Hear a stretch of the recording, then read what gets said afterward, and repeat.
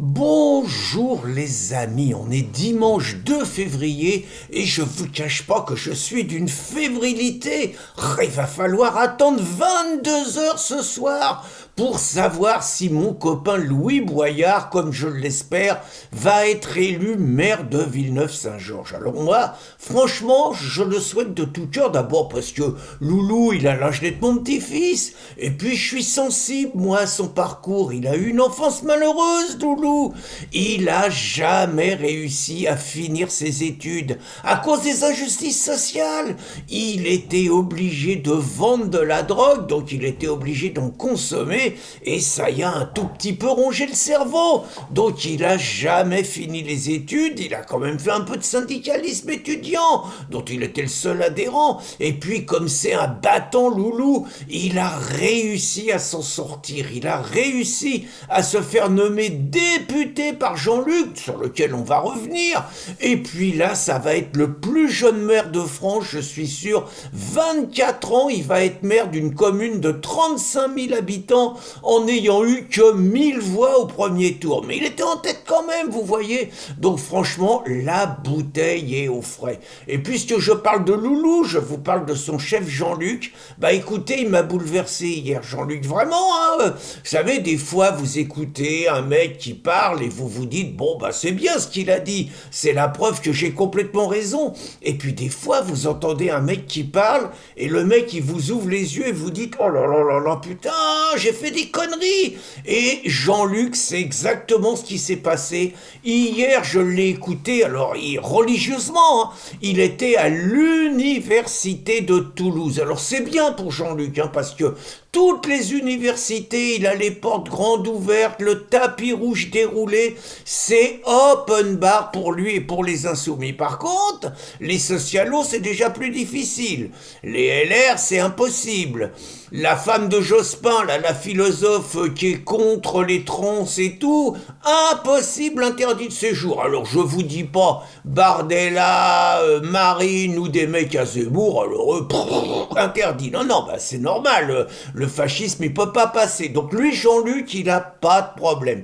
Puis il a des jeunes autour de lui. Les jeunes, ils boivent ses paroles, ils écoutent le chef, ils écoutent le gourou, ils écoutent l'homme qui va leur donner la bonne direction pour mener les masses vers la victoire finale. Et donc là, Jean-Luc, il a fait un discours extraordinaire sur la Nouvelle France.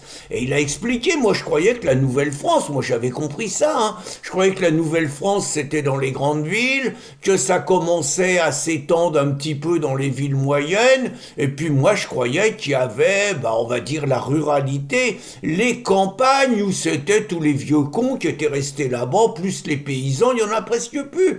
Jean-Luc, il m'a ouvert les yeux. Vraiment, hein, Jean-Luc, il a tenu un discours.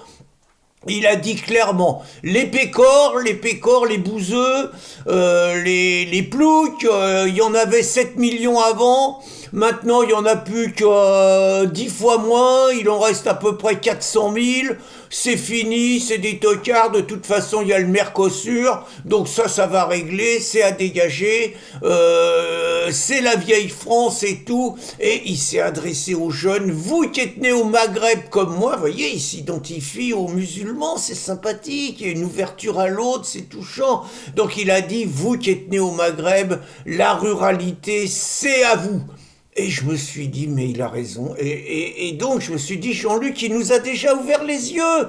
Il nous avait déjà dit dans une vidéo mémorable qu'il pouvait pas vivre au milieu des blonds aux yeux bleus et que quand il vivait au Maroc, il était heureux. Il y avait rien que des bacheliers, rien que des médecins, rien que des avocats, rien que des gens intelligents qui parlaient plusieurs langues, qui avaient plusieurs cultures. Tout le monde y s'aimait, tout le monde y s'embrassait sur la bouche, même les juifs et les arabes. Et puis il a dit que quand il est arrivé en Normandie, ça a été le traumatisme de sa vie, avec des paysans Et il a dit que c'était des paysans alcooliques et attardés. Bah oui, au Maroc, il disait que les gens ils buvaient pas, peut-être le ramadan, je sais pas. Hein. Mais donc là, il a dit que c'était rien que des paysans alcooliques et attardés. Puis en plus, ils parlaient pas arabe, les salauds. Ils parlaient que français. Jean-Luc, il s'en est jamais remis. Il a jamais pardonné à la France et aux Français. Et puis, il y a un truc intéressant dans le discours de Jean-Luc, donc qui appelle les jeunes des banlieues à investir, à envahir les campagnes. Il y a un truc intéressant, c'est que lui qui se dit le pire opposant à Choupinet, à Macron, il a repris exactement le discours de Macron devant ses préfets en septembre 2022 où il parlait de la transition démographique. Donc en gros les pécores ils faisaient plus de gosses, ils crevaient dans les campagnes et plus personne voulait vivre. Allez hop, on va leur coller des migrants, une nouvelle population qui sont tous avocats, qui sont tous paysans et ça va sauver les campagnes. C'était une belle histoire. Très franchement, c'était une belle histoire. Et moi, avec mon égoïsme, avec mon côté franchouillard, avec mon refus de l'islam, avec mon refus de l'ouverture à l'autre, avec mon discours haineux, bah figurez-vous que j'ai organisé la bataille de Calac avec des amis. J'ai chauffé les gens, j'ai lancé des slogans hostiles au projet Horizon. C'était quand même 70 familles en plein centre de Calac. J'ai chauffé les gens contre le maire Roland, peut-être un petit peu contre ma copine Laureline, je sais plus comment elle s'appelle, Linderbitzin.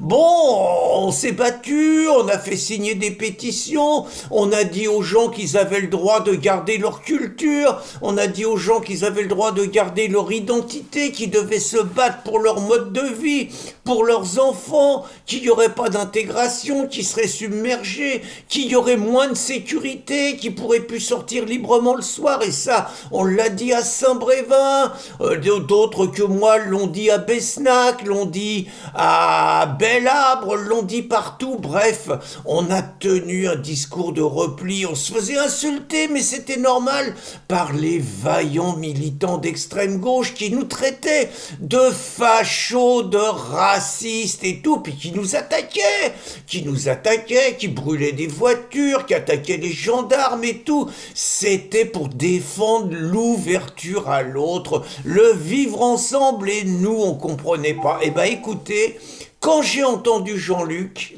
vraiment, j'ai compris et j'ai honte, j'ai vraiment honte de ce que j'ai fait à Calac. À cause de moi, Calac, il bénéficie pas à cause de moi et d'autres, hein, il bénéficie pas du vivre ensemble. Il y aurait eu 200, 300 Africains en plein milieu et ça aurait été comme dans toutes les grandes villes, à Lyon, à Toulouse, à Strasbourg, à Paris, partout, c'est par ailleurs des mecs de gauche, à Nantes, à Rennes, à Brest, ça aurait été l'harmonie, tout y se serait bien passé, les Français ils auraient été heureux, puis finalement je me rends compte que j'ai défendu une vieille France rance, une vieille France décadente, une vieille France qui va mourir, et que je voulais pas quelque part me tourner vers l'avenir, et me tourner vers cette nouvelle France que Jean-Luc Mélenchon nous promet, avec naturellement lui à sa tête. Donc c'est promis, je vais aller à la messe immédiatement,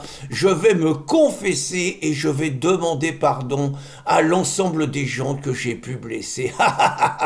Bonne journée les amis.